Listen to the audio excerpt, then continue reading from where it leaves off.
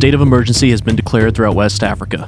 What began 2 months ago as a few isolated cases of the COVID-19 virus has spiraled into a full pandemic that has swept through the sub-Saharan portion of the continent. The Centers for Disease Control, in coordination with the World Health Organization, has begun a full-scale humanitarian campaign for the containment and treatment of the virus within West Africa. Unfortunately, elements of the African terrorist organization Boko Haram have taken advantage of the pandemonium to redouble their efforts, making advances on much of the territory within Nigeria previously liberated by friendly forces during the preceding years. Boko Haram continues to carry out attacks on civilian populations within and around Nigeria, executing or abducting both religious infidels and the sick, even being so bold as to attack UN field hospitals and stage ambushes on medical convoys throughout West Africa. The UN has officially authorized peacekeeping forces to be deployed to combat Boko Haram aggression within the area.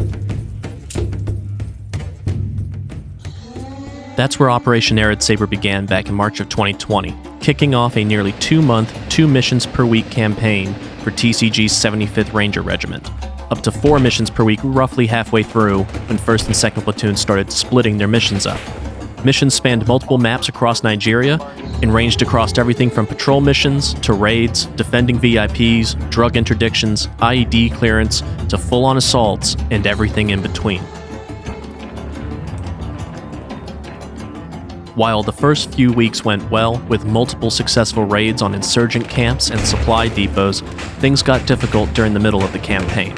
Friendly fire incidents between the Rangers and the local Nigerian army forces strained the relationship between the two and caused NA support in the region to be largely reduced.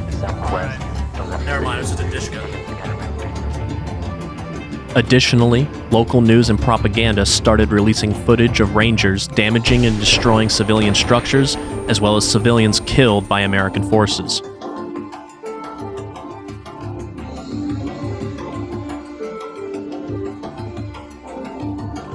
All of these things combined caused local support for the American forces to plummet.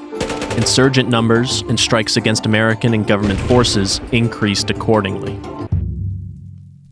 Slowly, Phalanx was able to hunt down the bomb makers and the local insurgent leaders, as well as uncover evidence of Boko Haram atrocities in the region.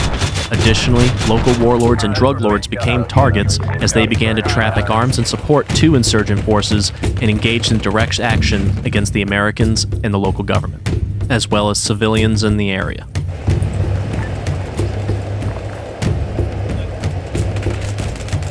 In a last-ditch attempt to drive out the Rangers and their allies, reports began to filter in of insurgents abducting locals who were sick with COVID-19, as well as victims of a recent outbreak of Ebola in the region. Intel suggested the insurgency was trying to weaponize these viruses. Straight ahead.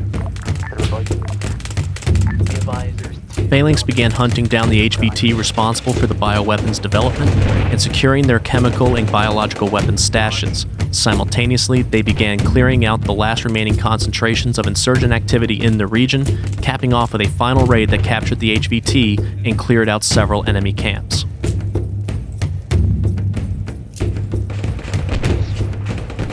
All in all, it was a very fun and successful campaign.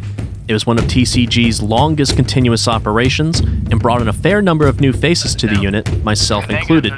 Going forward, it seems like Phalanx is going back in time to a semi-fictional take on Operation Iraqi Freedom circa 2006.